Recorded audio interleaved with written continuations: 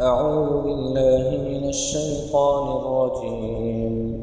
بسم الله الرحمن الرحيم. الحمد لله الذي أنزل على عبده الكتاب ولم يجعل له عوجا قيما لينذر بأسا شديدا من لدنه ويبشر المؤمنين الذين يعملون الصالحات أن لهم أجرا حسنا ماكثين فيه أبدا وينذر الذين قالوا اتخذ الله ولدا ما لهم به من علم ولا لآبائهم كبرت كلمة تخرج من أفواههم إن يقولون إلا كذبا فلعلك باخع نفسك على آثارهم إن لم يؤمنوا بهذا الحديث أسفا إنا جعلنا ما على الأرض زينة لها لنبلوهم أيهم أحسن عملا وإنا لجاعلون ما عليها صعيدا جرزا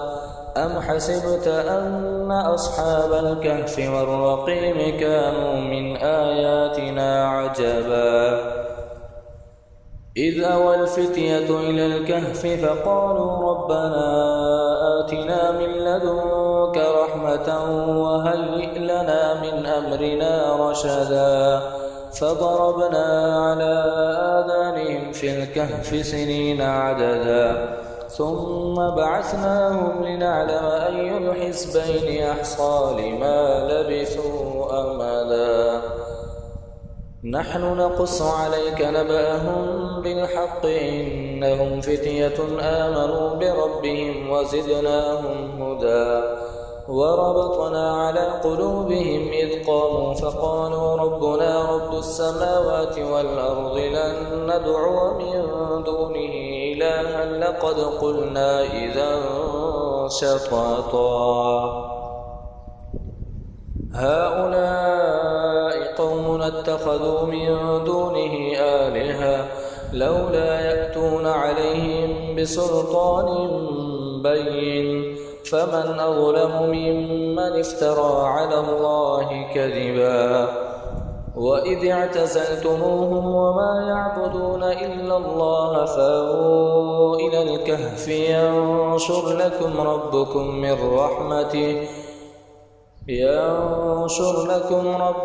من رحمته ويهيئ لكم من أمركم مرفقا وترى الشمس إذا طلعت تزاور عن كهفهم ذات اليمين وإذا غربت تقرضهم ذات الشمال وهم في فجوة منه ذلك من آيات الله من يهد الله فهو المهتد ومن يضلل فلن تجد له وليا مرشدا وتحسبهم أيقاظا وهم رقود ونقلبهم ذات اليمين وذات الشمال وكلبهم باسط ذراعيه بالوصيد لو اطلعت عليهم لوليت منهم فرارا ولملئت منهم رعبا وكذلك بعثناهم ليتساءلوا بينهم قال قائل منهم كم لبثتم قالوا لبثنا يوما أو بعض يوم قالوا ربكم أعلم بما لبثتم فبعثوا أحدكم ببرقكم هذه إلى المدينة فلينظر أيها أزكى طعاما فليأتكم برزق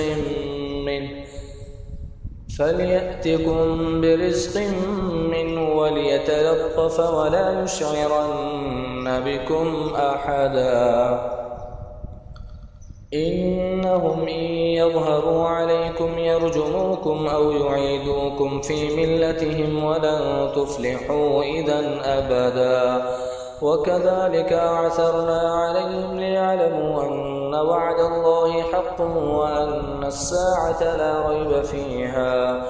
إذ يتنازعون بينهم أمرهم فقالوا ابنوا عليهم بنيانا ربهم أعلم بهم قال الذين غلبوا على أمرهم لنتخذن عليهم مسجدا سيقولون 3 رابعهم كلبهم ويقولون 5 سادسهم كلبهم رجما بالغيب ويقولون 7 وثامنهم كلبهم قل ربي أعلم بعدتهم ما يعلمهم إلا قليل فلا تمار فيهم إلا مراء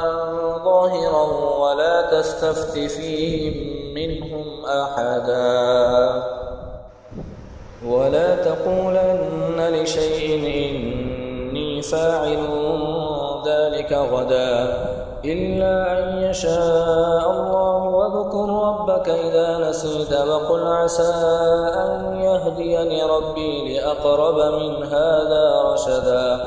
ولبثوا في كهفهم 300 سنين وازدادوا 9 قل الله أعلم بما لبثوا له غيب السماوات والأرض أبصر به وأسمع ما لهم من دونه من ولي ولا يشرك في حكمه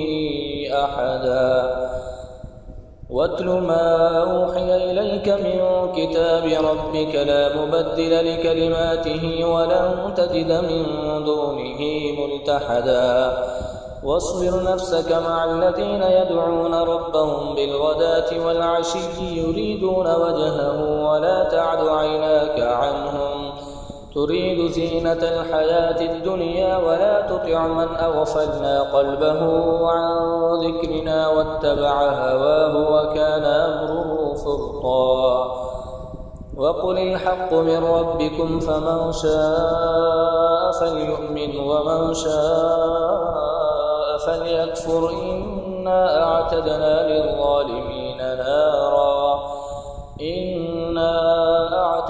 للظالمين نارا أحاط بهم سرادقها وإن يستغيثوا يغاثوا بماء كالمهل يشوي الوجوه بئس الشراب وساءت مرتفقا إن الذين آمنوا وعملوا الصالحات إنا لا نضيع أجر من أحسن عملا أولئك لهم جنات عدن تجري من تحتهم الأنهار يحلون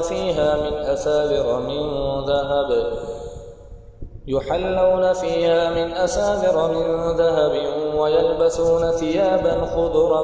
من سندس واستبرق متكئين فيها على الأرائك نعم الثواب وحسنت مرتفقا واضرب لهم مثل الرجلين جعلنا لأحدهما جنتين من أعناب وحففناهما بنخل وجعلنا بينهما زرعا كلتا الجنتين آتت أكلها ولم تظلم منه شيئا وفجرنا خلالهما نهرا وكان له ثمر فقال لصاحبه وهو يحاوره أنا أكثر منك مالا وأعز نفرا ودخل جنته وهو ظالم لنفسه قال ما أظن أن تبيد هذه أبدا وما أظن الساعة قائمة ولئن رددت إلى ربي لأجدن خيرا منها منقلبا قال له صاحبه وهو يحاوره أكفرت بالذي خلقك من تراب ثم من نطفة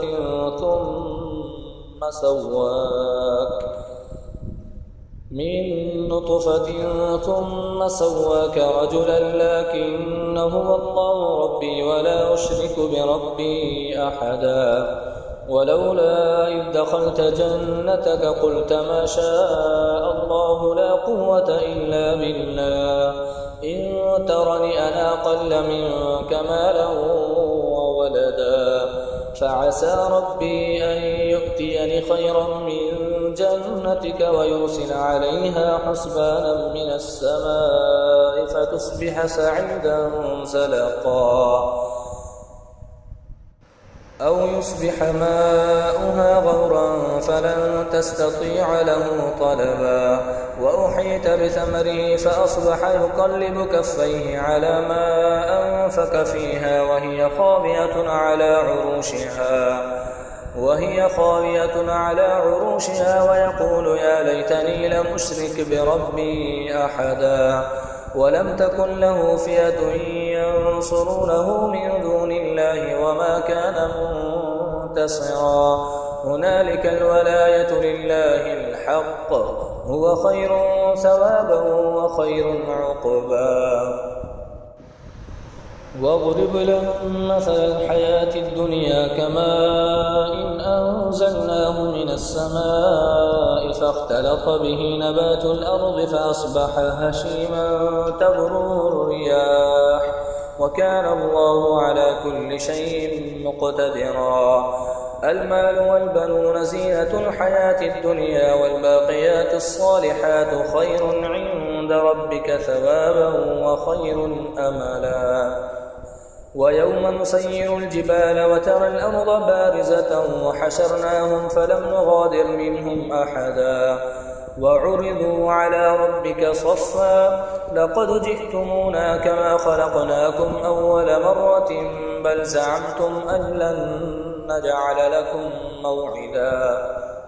ووضع الكتاب فترى المجرمين مشفقين مما فيه ويقولون يا ويلتنا ما لهذا الكتاب لا يغادر صغيرة ولا كبيرة إلا أحصاها ووجدوا ما عملوا حاضرا ولا يظلم ربك أحدا وإذ قلنا للملائكة اسجدوا لآدم فسجدوا إلا إبليس كان من الجن ففسق عن أمر ربه أفتتخذونه وذريته أولياء من دوني وهم لكم عدو بئس للظالمين بدلا ما أشهدتم خلق السماوات والأرض ولا خلق أنفسهم وما كنت متخذ المضلين عضدا ويوم يقول نادوا شركائي الذين زعمتم فدعوهم فلم يستجيبوا لهم وجعلنا بينهم موبقا ورأى المجرمون النار فظنوا أنهم مواقعوها ولم يجدوا عنها مصرفا ولقد صرفنا في هذا القرآن للناس من كل مثل وكان الإنسان أكثر شيء جدلا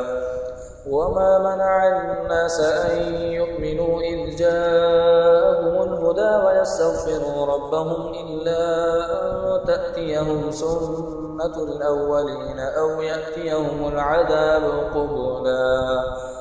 وما نرسل المرسلين إلا مبشرين ومنذرين ويجادل الذين كفروا بالباطل ليدحضوا به الحق واتخذوا آياتي وما أنذروا هزوا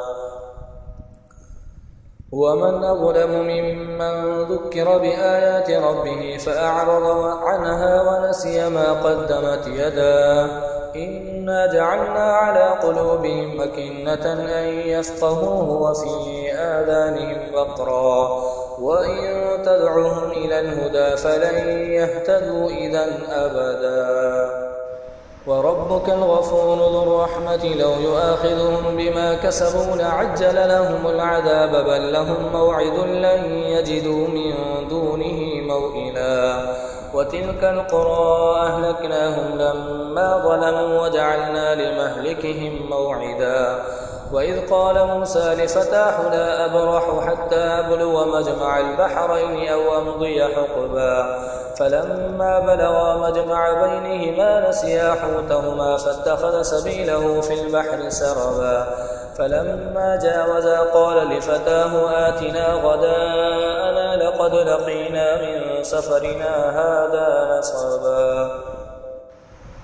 قال أرأيت إذا وينا إلى الصخرة فإني نسيت الحوت وما أنسانيه إلا الشيطان أن أذكره واتخذ سبيله في البحر عجبا قال ذلك ما كنا نبغي فارتدا على آثارهما قصصا فوجدا عبدا من عبادنا آتيناه رحمة من عندنا وعلمناه من لدنا علما. قال له موسى هل أتبعك على أن تعلمني مما علمت رشدا؟ قال إنك لن تستطيع معي صبرا وكيف تصبر على ما لم تحط به خبرا؟ قال ستجدني إن شاء الله صابرا ولا أعصي لك أمرا. قال فإن اتبعتني فلا تسألني عن شيء حتى أحدث لك منه ذكرا. فانطلقا حتى إذا ركبا في السفينة خرقها قال خرقتها لتغرق أهلها لقد جئت شيئا إمرا. قال لم أقل إنك لن تستطيع معي صبرا. قال لا تؤاخذني بما نسيت ولا ترهقني من أمري عسرا. فانطلقا حتى إذا لقيا غلاما فقتله قال أقتلت نفسا زكية بغير نفس لقد جئت شيئا نكرا. قال ألم أقل لك إنك لن تستطيع معي صبرا؟ قال إن سألتك عن شيء بعدها فلا تصاحبني قد بلغت من لدني عذرا. فانطلقا حتى إذا أتيا أهل قرية استطعما أهلها فأبوا أن يضيفوهما فوجدا فيها جدارا يريد أن ينقض فأقامه. قال لو شئت لاتخذت عليه أجرا. قال هذا فراق بيني وبينك سأنبئك بتأويل ما لم تستطع عليه صبرا. أما السفينة فكانت لمساكين يعملون في البحر فأردت أن أعيبها وكان وراءهم ملك يأخذ كل سفينة غصبا. وأما الغلام فكان أبواه مؤمنين فخشينا أن يرهقهما طغيانا وكفرا فأردنا أن يبدلهما ربهما خيرا منه زكاة وأقرب رحما. وأما الجدار فكان لغلامين يتيمين في المدينة وكان تحته كنز لهما وكان أبوهما صالحا فأراد ربك أن يبلغا أشدهما ويستخرجا كنزهما رحمة من ربك وما فعلته عن أمري ذلك تأويل ما لم تسطع عليه صبرا. ويسألونك عن ذي القرنين قل سأتلو عليكم منه ذكرا. إنا مكنا له في الأرض وآتيناه من كل شيء سببا فأتبع سببا حتى إذا بلغ مغرب الشمس وجدها تغرب في عين حمية ووجد عندها قوما. قلنا يا ذا القرنين إما أن تعذب وإما أن تتخذ فيهم حسنا. قال أما من ظلم فسوف نعذبه ثم يرد إلى ربه فيعذبه عذابا نكرا. وأما من آمن وعمل صالحا فله جزاء الحسنى وسنقول له من أمرنا يسرا. ثم أتبع سببا حتى إذا بلغ مطلع الشمس وجدها تطلع على قوم لم نجعل لهم من دونها سترا. كذلك وقد أحطنا بما لديه خبرا. ثم أتبع سببا حتى إذا بلغ بين السدين وجد من دونهما قوما لا يكادون يفقهون قولا. قالوا يا ذا القرنين إن يأجوج ومأجوج مفسدون في الأرض فهل نجعل لك خرجا على أن تجعل بيننا وبينهم سدا؟ قال ما مكنني فيه ربي خير فأعينوني بقوة أجعل بينكم وبينهم ردما. آتوني زبر الحديد حتى إذا ساوى بين الصدفين قال انفخوا حتى إذا جعله نارا قال آتوني أفرغ عليه قطرا. حتى إذا جعله نارا قال آتوني يفرغ فسقط عليه قطرا فما استطاعوا أن يظهروه وما استطاعوا له نقبا قال هذا رحمة من ربي فإذا جاء وعد ربي جعله دكا وكان وعد ربي حقا وتركنا بعضهم يومئذ يموج في بعض ونفخ في الصور فجمعناهم جمعا وعرضنا جهنم يومئذ للكافرين عرضا الذين كانت أعينهم في غطاء عن ذكري وكانوا لا يستطيعون سمعا أفحسب الذين كفروا أن يتخذوا عبادي من دوني أولياء إنا أعتدنا جهنم للكافرين نزلا قل هل ننبئكم بالأخسرين أعمالا الذين ضل سعيهم في الحياة الدنيا وهم يحسبون أنهم يحسنون صنعا أولئك الذين كفروا بآيات ربهم ولقائه فحبطت أعمالهم فلا نقيم لهم يوم القيامة وزنا ذلك جزاؤهم جهنم بما كفروا واتخذوا آياتي ورسلي هزوا إن الذين آمنوا وعملوا الصالحات كانت لهم جنات الفردوس نزلا خالدين فيها لا يبغون عنها حولا قل لو كان البحر مدادا لكلمات ربي لنفد البحر قبل أن تنفد كلمات ربي ولو جئنا بمثله مددا قل إنما أنا بشر مثلكم يوحى إلي أنما إلهكم إله واحد فمن كان يرجو لقاء ربه فليعمل عملا صالحا ولا يشرك بعبادة ربه أحدا صدق الله العلي العظيم.